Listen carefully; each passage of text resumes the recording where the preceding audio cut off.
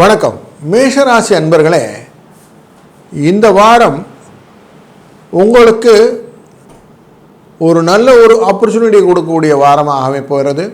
சதய நட்சத்திரத்திலிருந்து ரோகிணி நட்சத்திரம் வரைக்கும் சந்திரன் பயணம் செய்ய போகிறார்.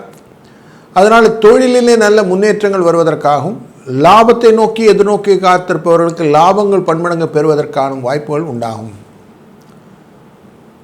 நல்ல சந்தோஷமான சூழ்நிலையும் மகிழ்ச்சியான சூழ்நிலையும் சந்திரனால் இந்த வாரம் அனுகூலமாக கிடைக்கக்கூடியதாகும். சந்திர யோகம், சந்திர குரு யோகம்,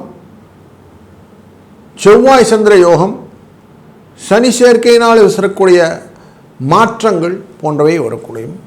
முக்கியமாக வெளிநாட்டு வர்த்தக தொடர்பிலே நீங்கள் எதிர்பார்த்த தகவல்கள் நல்லபடியாக வந்து அமையும்.